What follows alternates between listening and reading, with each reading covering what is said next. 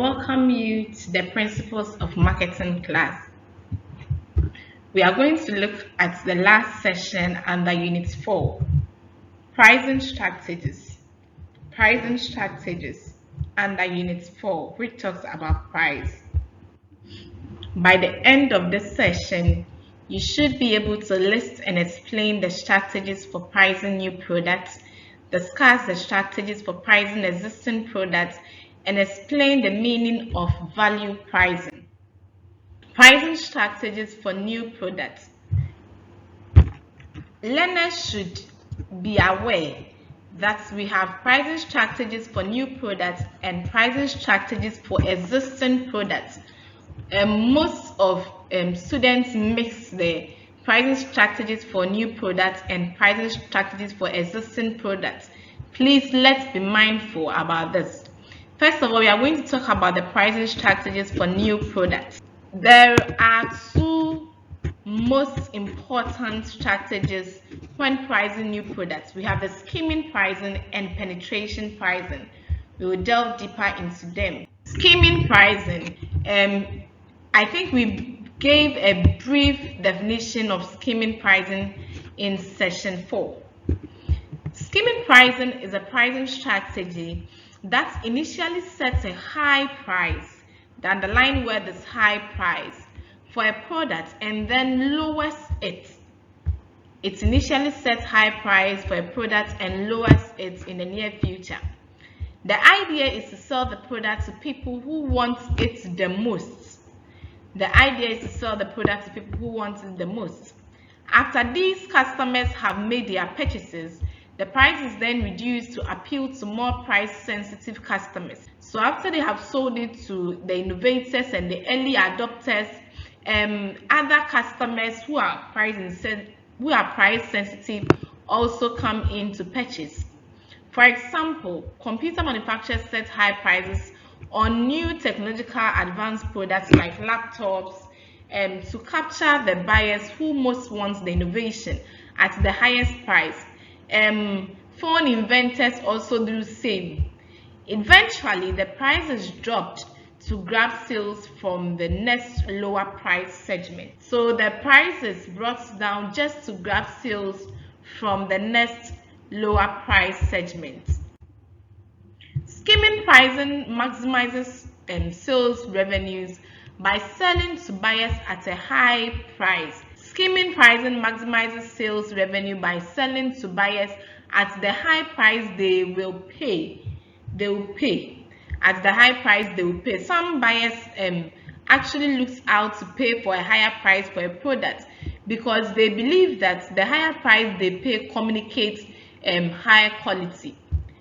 It also creates a quality image by introducing the product at a high price. Skimming pricing works only when competitors will not enter the market quickly with a similar product. When competitors enter the market quickly with a similar product, trust me, customers may not buy your product because customers are price sensitive. Once they realize that your competitors are charging lower than what you are charging, they will easily switch. Otherwise, competitors might get to customers first. If perhaps competitors set into the market and you still want to go by the skimming pricing because your products are of a very high quality, what you have to do is to go to the customers before they come to you. By going to the customers, you kind of attract them. You elaborate on the information of the product, the benefits, then you try to hit on the competence value. You don't have to sit down to go by the adage at the final turn. Nobody will come to you since you are pricing higher than your competitors. Penetration pricing. With penetration pricing, the strategy is the reverse of the skimming pricing. As skimming pricing charges a higher price at the initial stage and charges lower at the later stage. Penetration pricing, it charges a lower price at the initial stage with a view of increasing the price when the product gains ground in the market. It initially sets a low price in the expectation of gaining a higher volume of sales. Companies choose this approach to capture markets quickly before their competitors can set into the market. The idea is to reach a larger portion of the market with a low price, thus generating the greatest possible demand. Customers mostly try products when they come in lower pricing. So some marketers actually adopt the penetration pricing just to capture a larger area of the market. They want to gain ground. They want to reach out to more customers before they could increase the price. They only increase the price when they realize customers have gotten to know of the product. Now, we are done with the pricing strategies for the new products.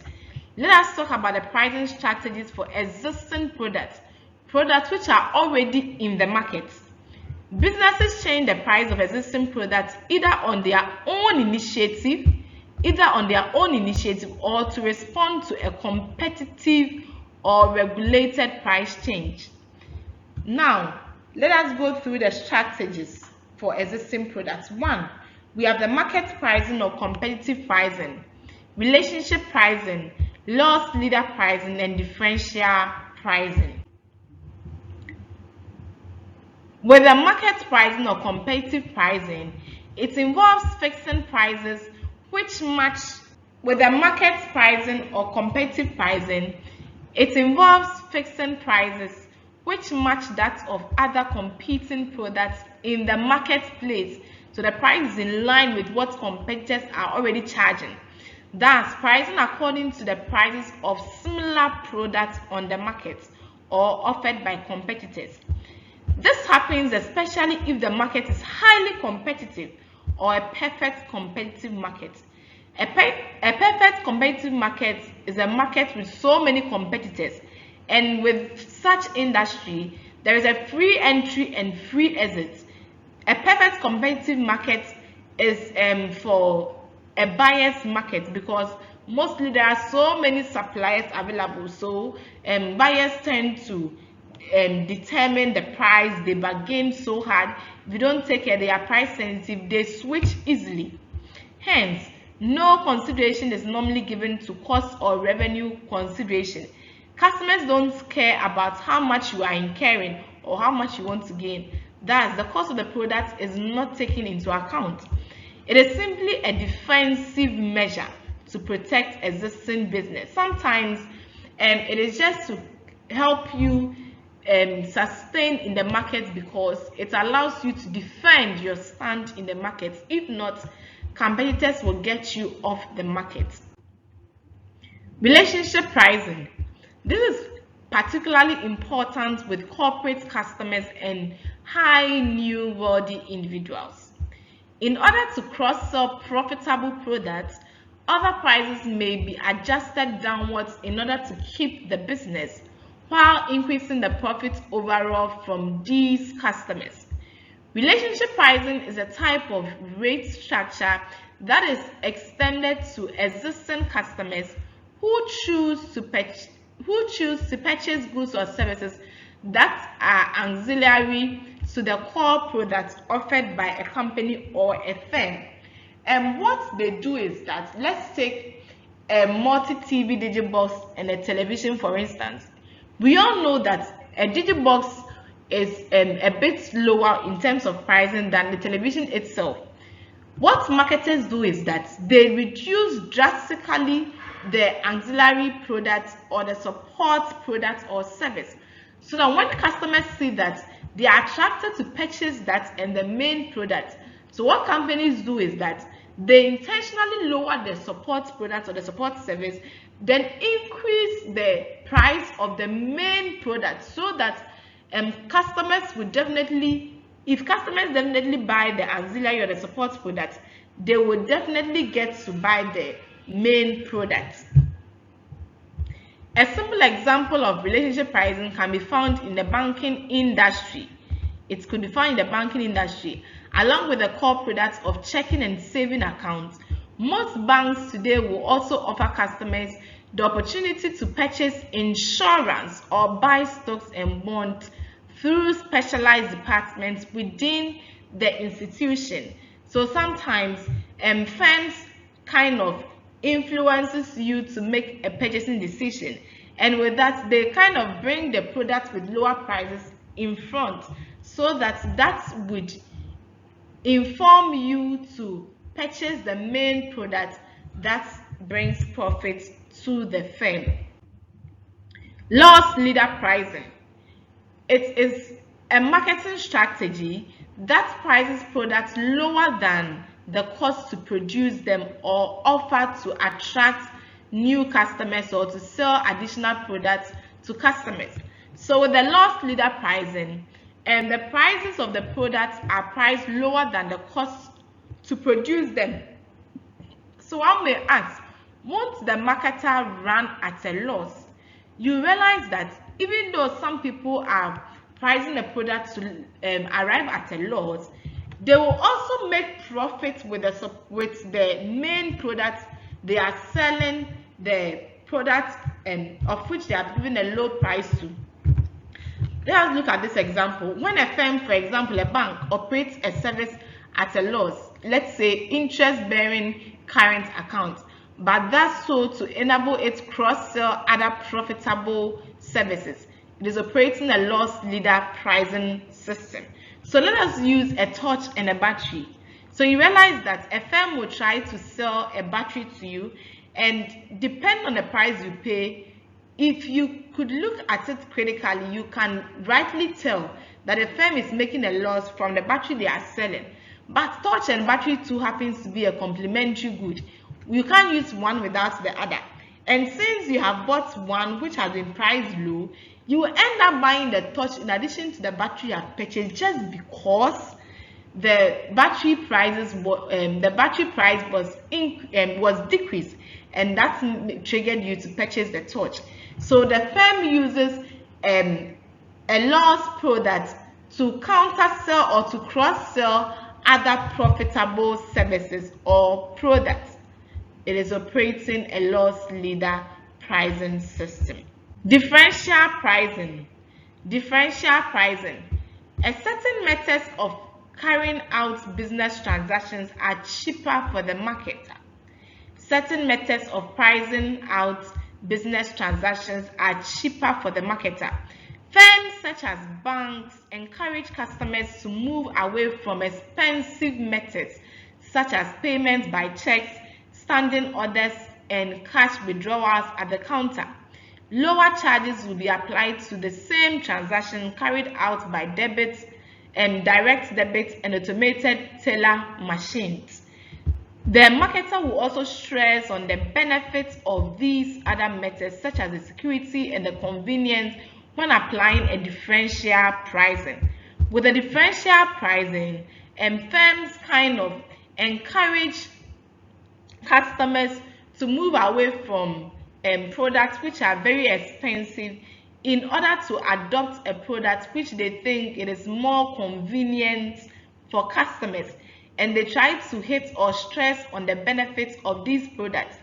The firm actually does that in the name of they are also going to get a profit from the method, or from the they're going to get a profit from the other alternative they are prescribing to the customer, but it may not be a direct benefit to the firm, and the customer may not necessarily know that the firm is deriving a profit from what they are introducing to them. Additional pricing strategies or tactics. Additional pricing tactics. Adaptive pricing allows no organization to vary its prices based on factors such as competition, market conditions, and resource costs. Rather than relying on one set price, the firm adjusts price to fit different situations. So with the adaptive pricing model, it allows no firm to vary its prices. It doesn't encourage firms to change their prices according to competition, market conditions, but it's rather advise the firm to adjust the prices based on different circumstances. So with the adaptive pricing, it could be discriminational pricing. It could be the firm increasing their pricing during occasions, then the firm decreasing the pricing during off seasons. Then we have another one too, known as the customary pricing. The customary pricing means that most sellers will adapt their product to some established universally accepted prices, such as the price for gum or candy bars. When the price goes up, almost all producers adjust their price upward. So with this, most sellers adapt their prices or the product to some established universally accepted prices. We have the product line pricing. We have the product line pricing. The product line pricing is the procedure used to set prices for a group of products that are similar but aimed at different market segments. For example, a producer might have a low price product, a popular price product, and a premium price product. Just like Coca-Cola, they have for small bottles, they have for medium, they have for large bottles, they have for glass bottles. Each and every one can meet his or her need depending on the varieties that they have. When you come to Royal Baba Shito, you realize that there are different items found in the product line, and with these, they are being given the same price, just that with some of them, their prices vary. Depending on what you want, that is how come the marketer can serve you. Target pricing. Target pricing means that a firm will set some goals, such as certain share of the market or a certain return on investment, as a basis for setting a price. So with this type of pricing, the firm would first of all establish how much I want to get as my return on investment, the number of people I can capture in a day, and part of the market share I want to capture in a day, and basis on this factor to give out a price. But mostly what happens, the market conditions prevent a firm from giving out such price. However, such goals give direction to pricing policies. Some people maneuver their ways out to even set these prices no matter what happens in the market. We have what we call the uniform pricing. It's also known as a single price policy, which means that all customers buying the product pay the same price given similar circumstances. Although it is the most commonly used policy in certain developed economies, uniform pricing is unusual in many foreign markets, especially among private sellers. It will be difficult to tell everyone to give out the same price when it is not coming from the government. There will still be some marketers who wouldn't give out the same price. Odd pricing or psychological pricing. This is when a marketer sells an item a few units under a round price. A few units under a round price. So let's say everyone is charging 10 cedis, but a marketer would decide to charge 9.98 or 9.99 just to make the product appear less expensive. But let me ask you, what will you use the 0.024? Nothing. Meaning that it is just like the 10 cedis, but customers want to communicate that they are giving out a less price, and trust me, this attracts people to purchase their products. Price lining. Price lining is the practice of offering goods at a few set prices, such as 30, 40, 50. Such a tactic makes both pricing and checkout easier, and it appeals to a market segment interested in that level of pricing. So with this pricing strategy, we get the price at a round figure or at a whole number. So there is no 30.5, no, at a whole number. And some product lines are into the price lining. Value pricing. Value pricing is a pricing strategy that uses price and quality to influence customers' perception of value. It's emerged in the early 1990s. With value pricing, it doesn't imply offering consumers the lowest price on a product. In fact, in some years back, sales of low-priced Hyundai and other cars flourished, while expensive Lexus and Infiniti cars were sold briskly. These were sold faster because people believe that those products comes with high value and quality. Value pricing means giving customers what they want at a price they see as fair, that's fairer than other price alternatives. Some firms add value features to products to enhance perceived value. Others reduce prices on a regular product to create value. So some people will actually give their products a higher price and add additional features that will entice customers to buy. Some will also take out so many features just to bring the price of the products down. It is the customer's interest to pay for something that will offer him or her some level of confidence and some comfort, so that he or she wouldn't have a cognitive dissonance after purchase. In summary, we have learned that businesses use different pricing strategies as products go through the product life cycle. Three broad categories of pricing strategies include pricing new products, pricing existing products, and value pricing. This brings us to the end of Unit 4. I hope you enjoyed this lecture. See you in the next unit. Thank you.